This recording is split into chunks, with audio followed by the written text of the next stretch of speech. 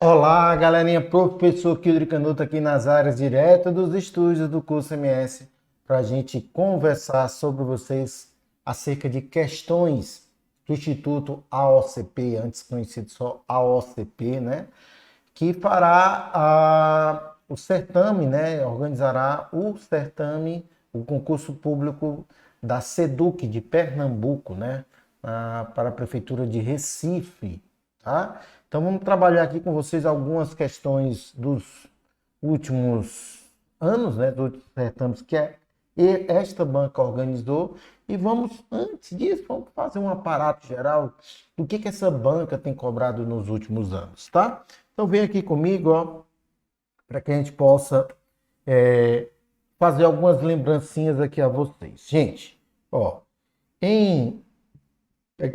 pegar aqui a canetinha. Em 2021, nos últimos, fazendo uma estatística dos últimos 4 anos, né? Na verdade 5, né? 2019 para cá, né? 20 para cá, 20, 21, 22, 23, 24, né? Até então.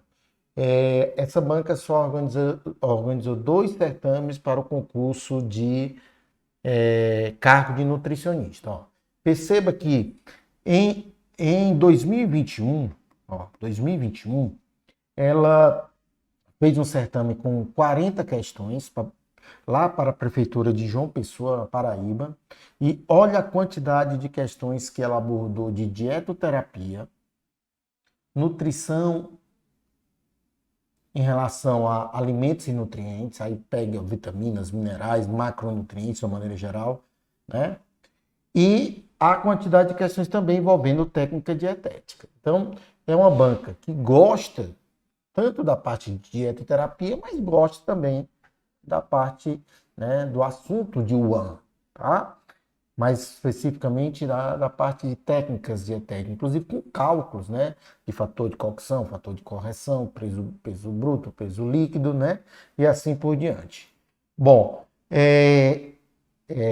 o outro assunto que ela gosta de abordar é nutrição e dietética nos ciclos da vida. Então, a gente tem que ficar atento a esses assuntos mais abordados. Querido, mas aí dá mais de 40 questões somando essa parte com toda essa aqui. Claro, porque tem questões aí que tem mais de um assunto abordado, né? Numa mesma questão, assim, propriamente dito, né? Sendo bem pleonástico. Né? Então, às vezes, tem uma questão que é de dietoterapia, mas envolve conhecimentos de técnica dietética ou de nutrição básica. Então, quando se faz essa estatística, faz uma estatística total. Então, perceba que para essa prova, ela usou do edital 31 pontos diferentes. Ó. Diabetes, terapia nutricional, intera-parenteral, DTAs, né, são doenças transmissíveis por alimento, fator intrínsecos e extrínsecos, ou seja, ela passeou bem nos mais diferentes conteúdos. Veja que já em 2023, que foi a última que ela organizou para o Instituto Federal do Maranhão, né, aqui ela só trabalhou 20 questões, que é o que provavelmente vocês vão encontrar para essa prova, né, salvo engano são 20 questões, e ela mais uma vez abordou mais dietoterapia, mais alimentos e nutrientes, né, que pega tanto a parte de nutrição básica como também como conceitos gerais da nutrição, né, apareceu com uma certa frequência, mas ela teve um leque menor de assuntos, né?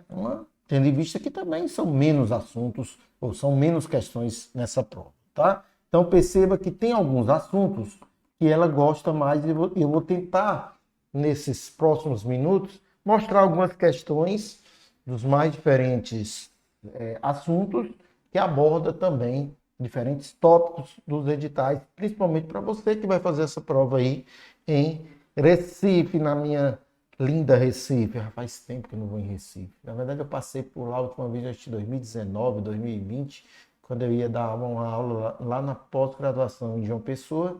E quem vai para João Pessoa, que vai de avião, tem que passar, né, fazer escala em Recife, tá?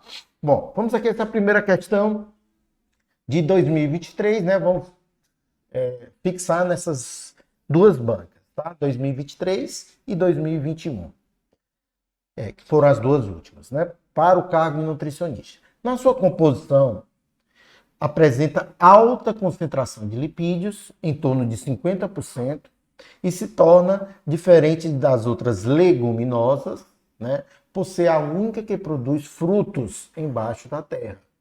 A qual leguminosa se refere o enunciado, né?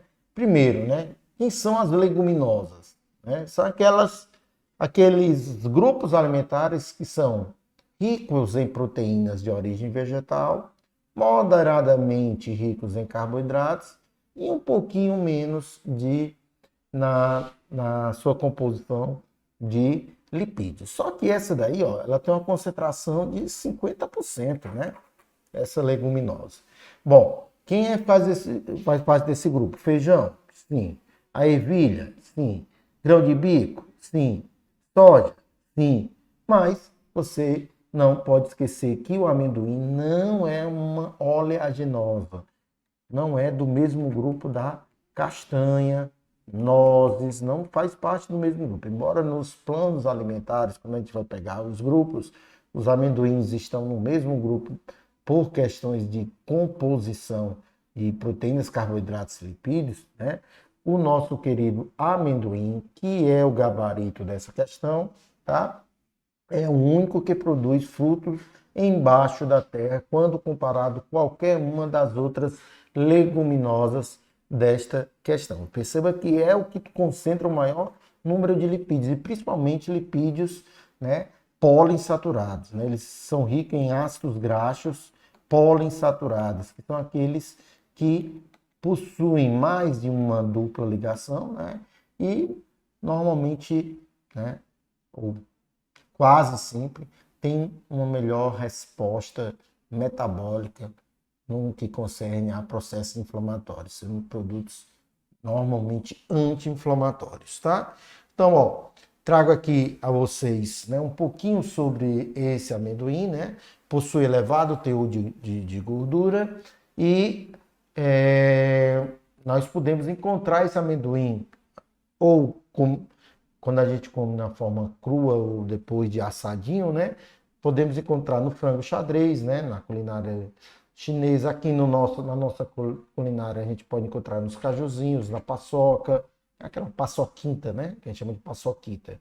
A paçoca propriamente dita feita de farofa e carne de sol, não, a paçoquita, tá? No pé de moleque, em pratos como no caruru e no vatapá, né? Nem sempre se coloca, mas pode se encontrar e pode ser, né, consumido nessas três formas, ou principalmente torrado, cozido ou como manteiga, tá?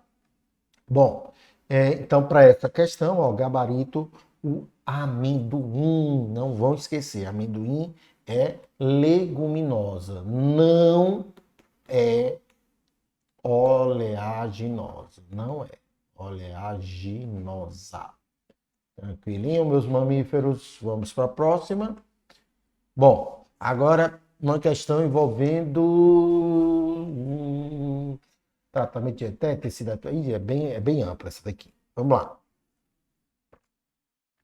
Questão assim dos níveis assim mais altos do Instituto AOCP. Paciente do sexo feminino, 32 anos, sempre que der a idade, perceba que ele pode ser uma informação importante. Às vezes coloca para lá, paciente com 65 anos, é uma questão de dietoterapia. Opa, já tenho que raciocinar que esse paciente em questão, se ele está me dando a idade, é porque é um paciente idoso, tá? Então fica atento, às vezes é só meramente ilustrativo, mas algumas questões, principalmente se for acima de 60 anos, e aquele dado vai servir para alguma coisa. Recentemente recebeu diagnóstico de lipedema, né? Um assunto que está bem na moda agora, né? Ao consultar um vascular. As principais queixas eram dores e inchaço nos membros inferiores, além de apresentar maior concentração de tecido adiposo nessa região, né? Vários artistas agora têm postado e colocado em redes sociais, houve até reportagem, acho que da Paola Oliveira no Fantástico, né? Ela estava dizendo que ela estava gorda e tal, e ela dizendo que tinha problema com lipedema, acho que até aquela Yasmin do BBB, parece que andou falando sobre o tema. Entre as formas de manejo da doença, o tratamento dietético pode ser um forte aliado no combate aos sinais e melhora da qualidade de vida, explicou o médico, que por seguinte encaminhou o paciente para acompanhamento nutricional. Ai, se sempre fosse assim, né? Mandar para a gente, né? Assinale a alternativa incorreta. Olha aí, tá em negrito aí para não esquecer, tá? Então é incorreto. O tratamento dietético no lipedema tem como principal objetivo evitar o ganho de peso, ok? E ao atingir o peso normal, uma vez que o sobrepeso e a obesidade, né, podem ser fatores que contribuem para a exacerbação desses edemas. Desta forma, enfatiza-se que a redução do peso não deve ser alcançada às custas da massa muscular, mas sim através da redução de gordura, ou seja, é o que a gente sempre tenta quando a gente recebe uma paciente como essa, né? Que é diminuir a massa gordurosa tentando manter a massa magra, né? E trago a vocês algumas informações, né, tirada de um artigo bem característico que fala sobre a parte nutricional do lipedema, tá? Inclusive, assim, parece que até a questão foi pensada e tirada com algumas palavras iguais ao que está no artigo, né? Então, é um distúrbio crônico e progressivo do tecido adiposo que afeta até 11% da população feminina. Dentre as formas de manejo, o tratamento dietético pode ser o mais aliado, né? Foi até o que o médico fez, né? O quadro é caracterizado por uma distribuição anormal do tecido adiposo, perceba que fica, né, assim, uma camada adiposa por excesso do peso, mas fica como se fosse, né, algumas depressões, né, sulcos, parecendo com sulcos com L, né, nos membros inferiores, ó, pegando braços, coxa, quadris, nádegas, né, com exclusão de mãos e pés, né. Então é comum que a pessoa sinta dores, e às vezes a pessoa até julga mal, achando que é uma dor articular, uma dor, mas é uma dor advinda do processo inflamatório desse lipedema, tá? Então, edema do tecido adiposo, se fosse pegar o pé da letra, tá? Então, de acordo com o Journal German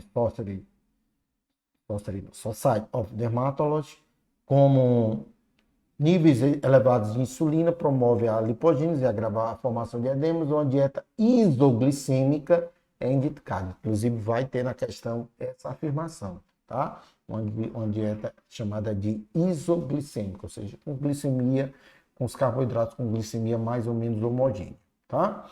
Para evitar picos de insulina, né? E, consequentemente, se exacerbe uma alta produção pelas células beta. Lembre bem, células beta-pancreáticas, que são as secretoras de insulina. Como a insulina é um hormônio anabólico, promove síntese, armazenamento, então não é legal que ela tenha altos picos para estimular mais ainda a produção de tecido adiposo, tá? Alguns estudos sugerem que a dieta cetogênica pode ser interessante, né? Você deixa o carboidrato lá embaixo, né, por um período, e isso pode, né, ser verificado um efeito também anti-inflamatório. Quem quiser dar uma olhada no artigo total, você pode clicar aí, ó, copiar esse link que vai te direcionar para dar uma lida completa, tá certo? Bom, então voltando aqui para a questão, então, ok, sobre essa assertiva. B, não há uma dieta específica para tratar o lipedema, mas um conjunto de estratégias que podem ser adotadas dependendo do contexto de cada paciente, ok? Com níveis elevados de insulina, como níveis elevados de insulina, ó, até lá no item, ó, níveis elevados de insulina, né, ó, níveis elevados de insulina, tal qual está no Journal German Society of Dermatology, tá? Promove a lipogênese, né, gênese, formação e agrava a formação de edemas. Uma dieta, ó, isoglicêmica poderia ser indicada, tal qual, como eu falei, ó, tá lá no nosso artigozinho, tá? Ipsilitre. Uma dieta mediterrânea adaptada com alimentos majoritariamente à base de plantas, gorduras saudáveis, né, como o azeite, com alto consumo de ômega 3, uso de ervas ao invés de sal, exclusão de alimentos em conserva, processados e carboidratos de alto índice glicêmico seria oportuna para o paciente. Ok. E o item a ser marcado é justamente o que está lá no nosso artigo, né, que eu deixei até em vermelho, que diz o contrário no item. Ó. Segundo estudos recentes, a dieta cetogênica parece não ser bem-vinda. Não, ela é bem-vinda devido à sua capacidade de regulação e não de desregulação da glicemia e pelo seu efeito anti-inflamatório e não inflamatório. Só que é por um período de tempo, né, restrito, tá bom? Então, como ele quer um incorreto, gabarito para esta questão, item E. Belezinha? Aqui é assim, nós aqui do curso MS, a gente faz assim, coloca o que é correto e explica item a item o que está errado. Beleza? Vamos nós. Vamos à questão de número 3, também dessa prova, né, que teve questões, né, de um nível um pouquinho mais alto, que provavelmente será um nível de, então, você tem 20 questões, você vai pegar um nível mais alto. De 20 a 30 questões é sempre um nível mais alto a prova, porque vai pegar em uma mesma questão vários assuntos. Por isso que vocês viram aqueles números, o somatório dando mais do que o número de questões nas estatísticas, tá? Paciente do sexo masculino, 37 anos, bancário, iniciou acompanhamento ambulatorial, ocasião na qual foram realizados os diagnósticos de diabetes mellitus tipo 2 e dislipidemia. Na ocasião, ele estava assintomático, com pressão alta, né? 150 por 100, né? Para evitar uma síndrome metabólica, é até 130 por 85. Então, ele já tem um dos parâmetros da síndrome metabólica. IMC de obesidade grau 1, né, 33,5. E os seguintes parâmetros bioquímicos. Olha o colesterol total dele, 288. Alto. Pior não é isso, é o HDL dele que está baixo. E o HDL, se ele é homem, né, se ele é do sexo masculino, está abaixo de 40, de 45. Então, esse é o segundo parâmetro dele, né, de síndrome metabólica. Colesterol total também muito alto, né? A faixa limítrofe até 130 e triglicerídeo também muito alto, né? Que seria o seu terceiro fator de risco, né? Glicemia de jejum de diabético já, né? Quarto, que está acima para a síndrome metabólica, glicemia de jejum tem que ser até 110. Ele estava quase o dobro, né? Hemoglobina glicada de diabético, 7,5. Lembrando que o considerado aceitável é até 5,6% da hemoglobina glicada, né? Entre 5,7 e 6,5 são dados de pré-DM2, pré-diabético, né? Então foi realizada a orientação dietética, estimulada a prática de exercícios físicos e iniciado o tratamento medicamentoso. Dentre os parâmetros dietéticos, o paciente foi orientado a administrar o composto que apresenta como maior parte dos efeitos terapêuticos as propriedades antioxidantes e anti-inflamatórias. o intuito de reduzir os sinais da inflamação nas condições de síndrome metabólica, né? Então ele tinha aí, dos 5, a única que ele não foi mensurado e que não está na questão era a circunferência abdominal, né? Mas todos que foram mensurados e que foram citados na questão, ele estava assim, né? Triglicerídeo, lembrar que tem que ser menor do que 150, né? Miligramas por decilitro, certinho? Então, qual o elemento foi recomendado, né? Na verdade, não seria boa a palavra elemento, mas sim qual o alimento, né? Mas ficou como elemento. Bom, vinagre de maçã. Vinagre de maçã é importante, tem na sua composição, além da pectina, né? Tem alguns compostos antioxidantes, mas não é um que tenha ação anti-inflamatória tão significativa para essa questão, né? A curcumina, sim, né? Curcumina, a gente sabe, né, que vem do açafrão, da cúrcuma, e se há uma concentração em torno de 2 a 5%, né, de suplemento, já seria um número bem interessante para esses números de síndrome metabólica. Suco de uva integral é rico em resveratrol, né? Resveratrol. Tem ação anti-inflamatória, mas uma ação antioxidante menor. Farelo de aveia tem aí fibras, principalmente beta-glucana e gomas e mucilagens, não é o que está sendo pedido. Farinha de trigo, muito menos, tá? Então, curcumina, até quem é da prática, né, como eu que trabalho também em consultório, não iria titubear nesta questão. Mas vejam aí, né, a quantidade de assuntos que vocês podem observar numa mesma questão. Ó. Questões de exames laboratoriais, síndrome metabólica,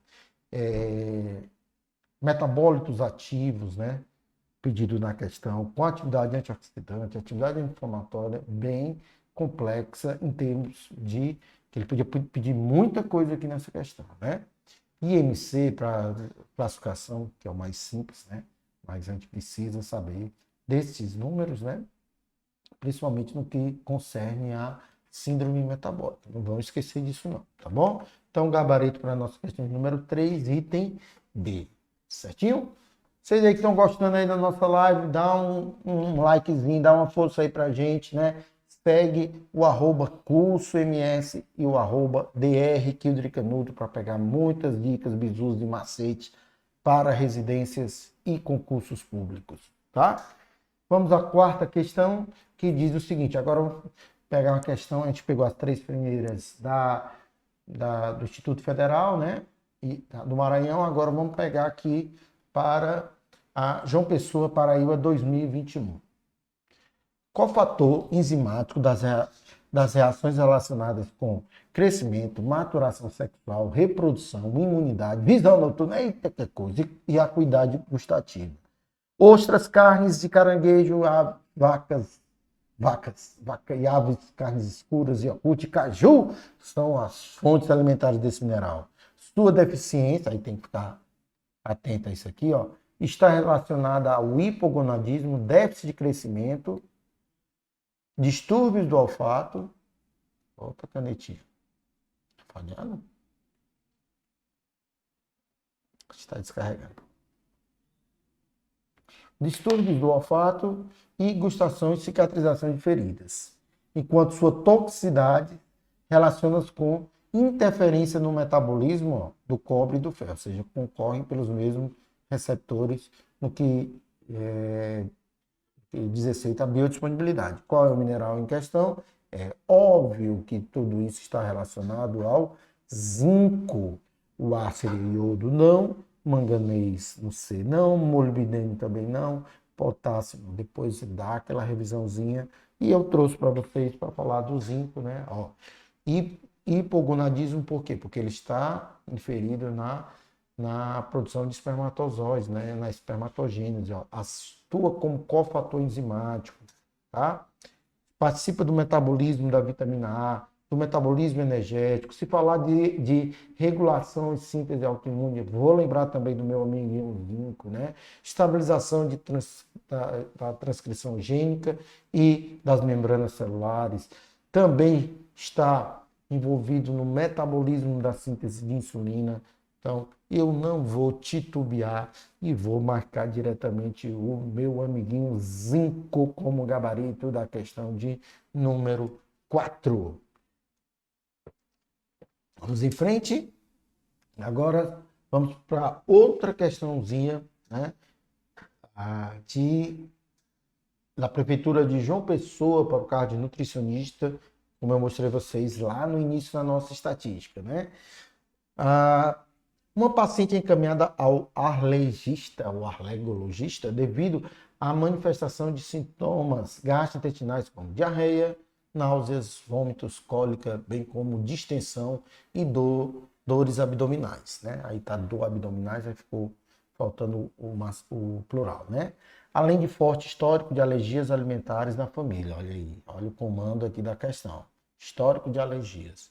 Em consulta médica, foi explicado à paciente que os principais alimentos com alto potencial alergênico e de acordo com FDA, né, e do American Academy of Allergy, são responsáveis por aproximadamente 90% das alergias alimentares, são representadas por quantos alimentos? Aí, né, a gente sabe que o ovo é um produto alergênico, o leite é alergênico, estou dizendo para não comer, pelo contrário, eu coloco em todos os meus planos alimentares que não tem restrição esses alimentos proteicos, mas eles também são alergênicos, você tem que conversar sempre individualmente com o seu paciente.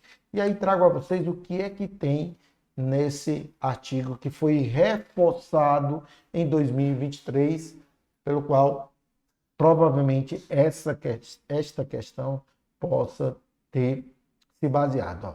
Em 2004, ou seja, 20 anos atrás, neste congresso, que foi o congresso citado na questão, tá? Houve o reconhecimento de 8 alimentos ditos alergênicos. Ó. Ovo, leite, trigo, soja, peixe, crustáceos, amendoim e nozes, né? 1, 2, 3, 4, 5, 6, 7, 8. E aí o nono veio justamente, né, em um congresso a posteriori, onde colocou o gengilim nessa lista, né? Que aí, como a questão foi de 2021, né? Então ele não colocou aqui o gengilim, mas todos os outros, ó, ovo, leite, 3, 4, 5, 6, 7, 8, estão descritos aqui no item E. Então, quando você for pegar uma questão agora mais recente, 2023 para cá, vocês já vão saber que são 9 os chamados alimentos alergênicos, ou seja, com a inclusão do gengilim. Fica ligado aí nesse bizu feroz que é em relação a esses alimentos alergênicos, tá bom? Bom, então nós passaremos agora para a questão de número 6. Tá? Questão de número 6 diz o seguinte.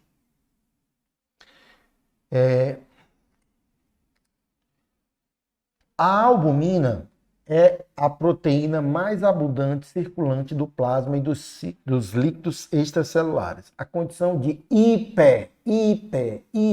ou seja, aumento de albumina no sangue, normalmente se relaciona com o quê?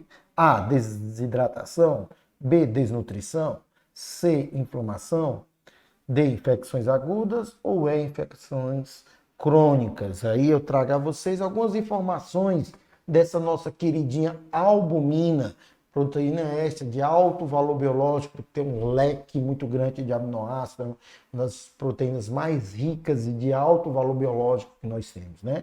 Então, ó, para essa questão, lembrar que ela é a reguladora, né, da pressão osmótica, né?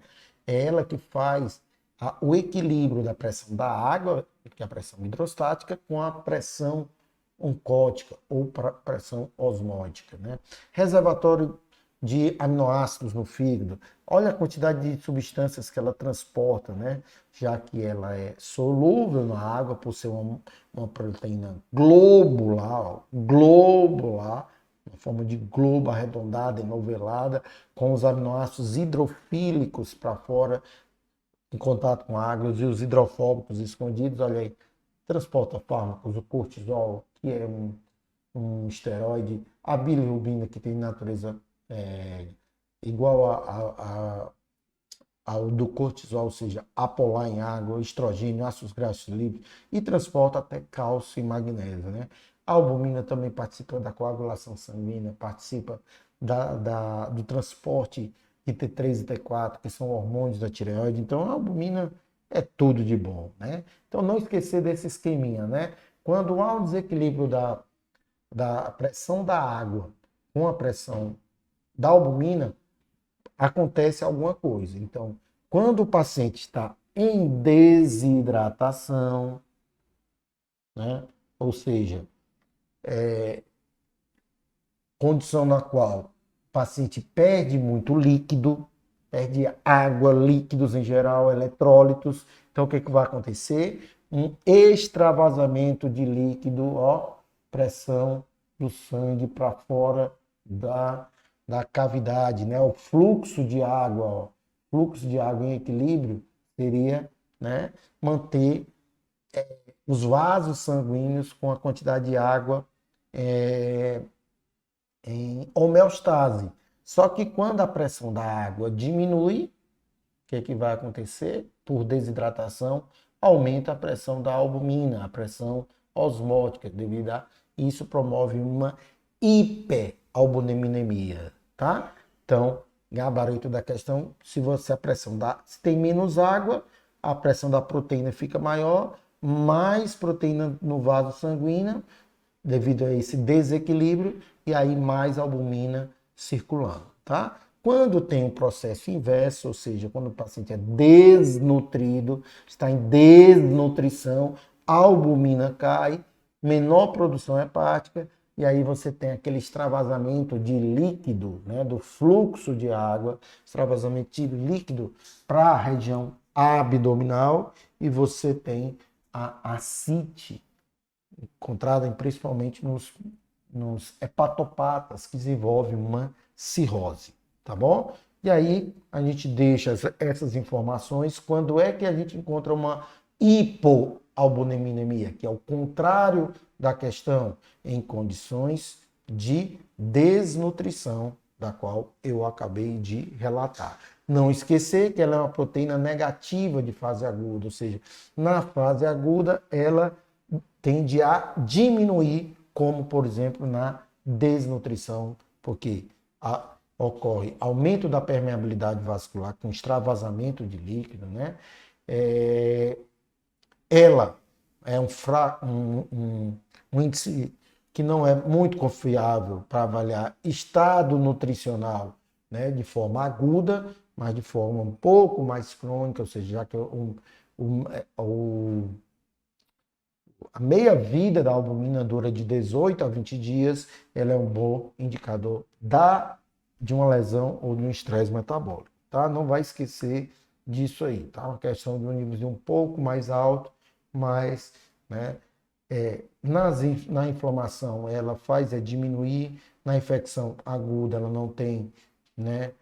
Só na inflamação aguda ou na inflamação crônica que ela pode mudar. Infecções não tem, né, assim, uma gerência da albumina propriamente dita, tá bom? Bom, vamos se encaminhando aqui já para a parte final da nossa live, fazer uma questãozinha também, né, relacionado a UAN, que é uma técnica dietética, né? Então, vocês que estão aqui vão ter tudo isso no nosso preparatório para você que vai fazer essa prova de Recife. É importante, né, fazer essa revisão aqui com a gente. Nós teremos um preparatório específico, né? A prova aí está batendo a porta, mas vocês podem, tá? Se preparar com a gente com todos os bizus, com questões específicas, não só da banca AOCP, mas das bancas que tem um jeitão, um layout parecido, de questão parecido com a AOCP. Então, ó, veja aqui essa questão agora de 2023. Ó. Todos os alimentos devem ser assados, cozidos, assados, grelhados ou fritos. Qual é a temperatura AOCP nessa parte de números, tá? de técnica dietética, UAN, microbiologia, ela gosta muito de números, tá? Numa live desse não dá para trazer tantas questões, tá? Mas no nosso preparatório vocês vão ver o quanto eles gostam de números. E qual é a temperatura ideal que os alimentos devem atingir na etapa de cocção? Se você não sair preparado para a prova, você nem anda nesta questão. Então nós temos aqui, ó, a temperatura de cocção recomendada, tem que decorar esse número, 74 graus Celsius em todas as partes do corpo, ó, dos alimentos, tá? Que se passar alguns minutos, aí você vem aqui, ó, e dá uma olhadinha no que diz a portaria 2619 de 2011, né? No seu artigo 7.21. O tratamento térmico deve garantir que todas as partes atinjam a temperatura mínima de 74 graus. Temperaturas inferiores podem ser utilizadas desde que haja uma combinação do dueto, temperatura e tempo, tá? Como, por exemplo, ó, 70 graus por 2 minutos ou 65 graus de cocção por 15 minutos. Que precisa decorar esses números? Sim, tem que decorar esses números aí. 75 graus, 74 graus é o mínimo para o conjunto do alimento como um todo. 70 graus por 2 minutos e, para garantir, de acordo com a portaria, se a temperatura for um pouco menor, 65 graus é a temperatura de cocção por pelo menos do que 15 minutos. 72, 65, 15, 74 é a mínima. A RDC número 216 fala que pode-se utilizar 70 graus Celsius no centro geométrico lá do alimento, mas não informa temperatura e tempo na sua resolução, tá? Mas fica essa informaçãozinha, esse bizu aí para vocês, porque vocês vão sair bem preparados para essa prova. Então, galerinha, você que participou dessa live, então não pode perder a oportunidade ímpar, né, para esse preparatório, né? Percebam aí, ó, que vocês vão ter um preparatório específico para nutricionista, ó, com a bagatela de apenas 6 de R$ 24,50, né, por esse preparatório. E tem muita coisa boa. Deixa eu mostrar aqui a vocês, ó, a quantidade de coisa boa que nós temos nesse preparatório. Ó. São mais de 120, perceba, ó, são mais de 120 aulas, né, nesse nosso preparatório. Nós temos todo o conteúdo da parte específica aqui contemplado, tá? E você não vai se arrepender de se preparar conosco, com toda a experiência que a gente tem, né, de anos de preparatório. Vai ser bacana você poder, né, estar conosco neste preparatório específico para a prova de Recife para Seduc Pernambuco.